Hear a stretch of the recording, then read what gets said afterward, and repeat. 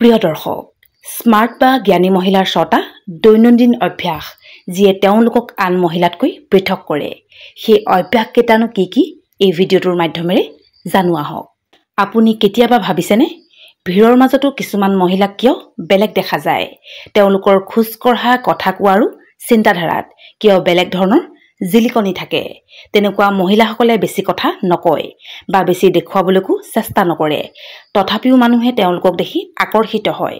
প্ৰকৃততে এইটো যাদুকৰী নহয় আৰু ই এক বিশেষ ভাগ্যৰ কথাও নহয়। তাৰ আঁৰত কিছুমান সৰু সৰু অভ্যাস আছে যিটো তেওঁলোকৰ দৈনন্দিন জীৱনত এই মহিলাসকলে গ্ৰহণ কৰে। জ্ঞান আৰু আত্মবিশ্বাসৰ ফালৰ পৰা মই ভাবোঁ যে প্ৰতিগৰাকী মহিলাই ধুনীয়া, কিন্তু নিজৰ মুখখন আৰু কাপোৰ সজাই পৰাই থোৱাৰ লগতে মন আৰু হৃদয় সমানে বৰ্ধিত কৰা নাৰীয়ে সঁচাকৈ নিজক এগৰাকী শক্তিশালী আৰু জ্ঞানী মহিলা কৰি তোলে। কেৱল আনৰ কথা শুনি সকলোকে সন্তুষ্ট কৰিবলৈ চেষ্টা কৰি নিজক পাহৰি যোৱা মহিলাসকল এদিন ভাগৰুৱা হৈ পৰে। কিন্তু যিসকল মহিলাই নিজৰ বাবে জীয়াই থাকিবলৈ শিকি যায়, সঁচা অৰ্থত জ্ঞানী মহিলা তেওঁলোকেই। গতিকে আজি এই ভিডিঅ'টোত আমি 6টা এনেকুৱা অভ্যাসৰ বিষয়ে জানিম যিবোৰ সেইসকল মহিলাই পালন কৰে, যিসকলে বুদ্ধিমান ৰূপে জীৱন যাপন কৰে আৰু নিজৰ সিদ্ধান্ত নিজে লয়, যিসকলে তেওঁলোকৰ সময় আৰু শক্তি ক'ত ব্যৱহাৰ কৰিব লাগে জানে। যদি আপুনিও বিচাৰে যে মানুহে আপোনাক দেখি কয় যে এই মহিলাগৰাকী সঁচাকৈ বিশেষ, তেনেহ'লে এই অভ্যাসবোৰ বুজি লওক আৰু গ্ৰহণ কৰক। 1 নম্বৰতে ৰাতিপুৱা সময়খিনিৰ 1 ঘণ্টা সময় নিজক দিয়ক। ৰাতিপুৱা সাৰ পাই চিধা মোবাইলটো চোৱাৰ সলনি অলপ সময় মৌন হৈ বহি লওক। শাৰীৰিক কচৰৎ কৰক। মোবাইল চোৱা সময়খিনিত আনৰ জীৱনত সোমাই যোৱাতকৈ নিজৰ শৰীৰটোক স্বাস্থ্যৱান কৰি তোলাত গুৰুত্ব দিয়ক। 2 নম্বৰতে প্ৰত্যেক দিনাই কিবা এটা নতুন শিকিবলৈ আগ্ৰহ কৰা। এগৰাকী স্মাৰ্ট মহিলাই কেতিয়াও নাভাবে যে তেওঁ সকলো জানে। তেওঁ জানে যে বয়সৰ যিকোনো পৰ্যায়তে শিক্ষণ কেতিয়াও শেষ নহয়। তেওঁ সদায় চেষ্টা কৰে যে আজি মই নতুন কিবা এটা শিকিবলৈ চেষ্টা কৰিম। কিতাপৰ পৰাই সদায় শিক্ষণ নহয়, কেতিয়াবা কাৰোবাৰ কথা শুনি, কেতিয়াবা অভিজ্ঞতাৰে, কেতিয়াবা সৰু ভুল এটা কৰিও বহুত শিকিব পাৰি। প্ৰতিদিনেই নতুন কিবা এটা শিকি অহা নাৰী কেতিয়াও পুৰণি চিন্তাত ডুব নাযায়। এই শিক্ষণ অভ্যাসে তেওঁক আত্মবিশ্বাসী কৰি তোলে। যেতিয়া তেওঁ কিবা এটা নাজানে বা বুজি নাপায়, তেতিয়া তেওঁ সুধিবলৈ সাহস ৰাখে। আনে কি ক'ব বা হাঁহিব বুলি ভয় নকৰে, কাৰণ তেওঁ নিজকে উন্নত কৰিব বিচাৰে। 3 নম্বৰতে স্মাৰ্ট মহিলাসকলে অবাবত সময় নষ্ট নকৰে।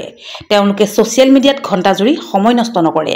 কেৱল প্ৰয়োজন সাপেক্ষেহে ছ'চিয়েল মিডিয়া ব্যৱহাৰ কৰে, কেতিয়াও সমালোচনাৰ মাজত নোসোমায়। তেওঁলোকে ভালদৰে বুজি পায় যে য'ত সময়ৰ সঠিক ব্যৱহাৰ হয়, তাত ধনাত্মক শক্তি আৰু ভাল ভৱিষ্যতৰ সৃষ্টি হয়। 4 নম্বৰতে তেওঁ নিজৰ সৌন্দৰ্যৰ যত্ন লয়, কিন্তু দেখুৱাবলৈ নহয়। স্মাৰ্ট মহিলাই নিজক যত্ন লয়, নিজক সজাই পৰাই ৰাখে, কেৱল আনক দেখুৱাবলৈ বুলি নহয়, বৰঞ্চ ই নিজকে সন্মান জনোৱাৰ এক উপায়। যেতিয়া আপুনি নিজকে সঠিকভাৱে সজাই পৰাই ৰাখে, পৰিষ্কাৰ কাপোৰ পিন্ধে, নিজৰ শৰীৰৰ যত্ন লয়, তেতিয়া কেৱল আনৰে নহয়, নিজৰো ভাল অনুভৱ হয়। 5 নম্বৰতে স্মাৰ্ট মহিলাসকলে জানে সীমা কেনেকৈ বান্ধিব লাগে। তেওঁ সকলোকে সুখী কৰিবলৈ চেষ্টা নকৰে। এই কথা তেওঁ ভালদৰে বুজি পায় যে সদায় আনক প্ৰথম স্থান দিলে নিজক হেৰুৱাই পেলাব লাগিব। গতিকে তেওঁ সীমা নিৰ্ধাৰণ কৰিব জানে যে ক'ত হাঁ ক'ব লাগে আৰু ক'ত স্পষ্টভাৱে না ক'ব লাগে। তেওঁ প্ৰতিটো সম্পৰ্কত সীমা বান্ধে, বন্ধুত্বৰ সম্পৰ্ক হওক, পৰিয়াল হওক বা প্ৰেমেই হওক। যদি তেওঁৰ অনুভৱক সন্মান নকৰে, তেওঁ মনে মনে নাথাকে। 6 নম্বৰতে স্মাৰ্ট মহিলাসকলে নিজৰ মনৰ অনুভৱ নিয়ন্ত্ৰণত ৰাখে। তেওঁ যেতিয়া কথা কয়, প্ৰতিটো শব্দই ভাবি চিতি লয়। কেতিয়া মনে মনে থাকিব লাগে, কেতিয়া কথা ক'ব লাগে, কেতিয়া হাঁহি মাৰি আগবাঢ়ি যাব লাগে, সেইটো ভালকৈ জানে। তেনে মহিলা আনৰ কথাত সহজে প্ৰভাৱিত নহয়। আমাৰ সমাজত সদায় এটা কথা শিকোৱা হয় যে মহিলাসকলে সদায় আনৰ কথা প্ৰথমে চিন্তা কৰিব লাগে। কিন্তু এগৰাকী স্মাৰ্ট মহিলাই এই মানসিকতাক গুৰুত্ব নিদিয়ে। তেওঁ জানে নিজকে প্ৰাধান্য দিয়াটো স্বাৰ্থপৰতা নহয়, বৰঞ্চ প্ৰয়োজনীয়হে। যদি আপুনিও ভিতৰৰ পৰা সুখী, ভাৰসাম্য আৰু শক্তিশালী হ'ব বিচাৰে, তেনেহ'লে নিজক প্ৰথম অগ্ৰাধিকাৰ দিবলৈ আৰম্ভ কৰক, শেষত নহয়। যদি ভিডিঅ'টো ভাল পালে লাইক কৰি দিয়ক, শ্বেয়াৰ কৰি দিয়ক, লগতে চেনেলটো ছাবস্ক্ৰাইব কৰিবলৈ নাপাহৰিব। ধন্যবাদ।